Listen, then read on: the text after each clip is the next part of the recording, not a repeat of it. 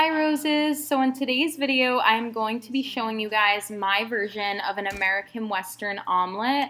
I have a lot of late classes this semester, so I've been coming home super late and I don't have a lot of time to make, really long dinner. So eggs, preferably an omelet, is perfect for me. So that's usually what I do. I make it once a week, and I just wanted to show you guys how I make it, what toppings I use, and just show you kind of the process because I've been into cooking a lot and I've just been learning a lot with my boyfriend and it's super fun. So I just wanted to share this with you guys. I hope you like this video. If you do, give it a thumbs up.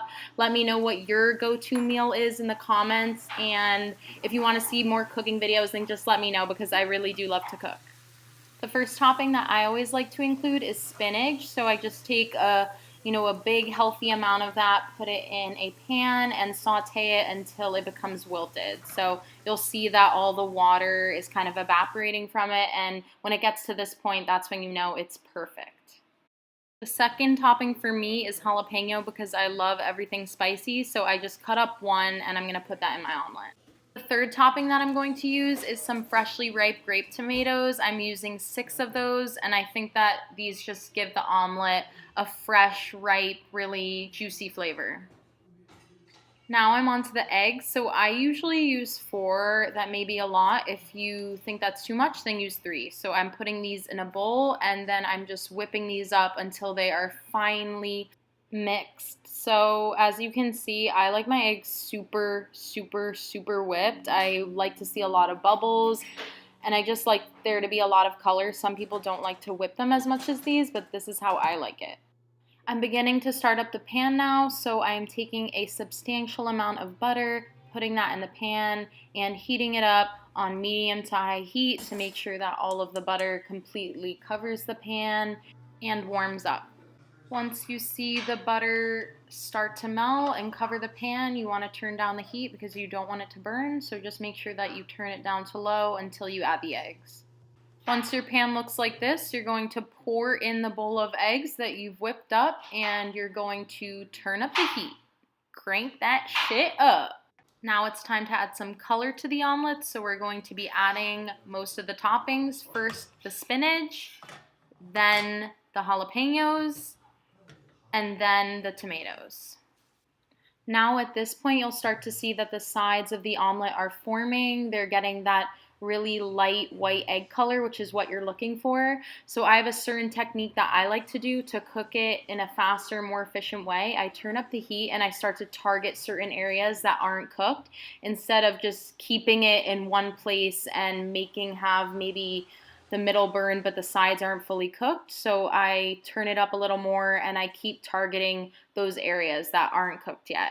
This technique really works for me because it produces a really evenly distributed cooked omelet. Every side is browned but not burned, which is what I love. So now you can see the bubbles are starting to form where the sides are being cooked. It's almost ready to flip.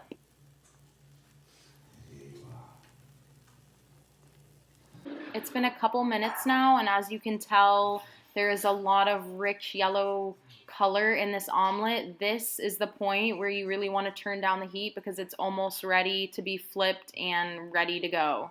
So I'm about to add the cheese. That's the last thing I like in my omelet. I'm taking cheddar cheese because that is my favorite go-to, and I'm just adding a healthy amount of that in my omelet. I always grate my cheese on only half of the omelet because when I flip it, it makes it a lot easier and more compact. I flipped it. I didn't get to film the flipping part because I was just doing it myself, so I'm sorry for not being able to show you guys, but this is what it looks like when it was first flipped. You can see that that side is very browned, very crisp, just how I like it.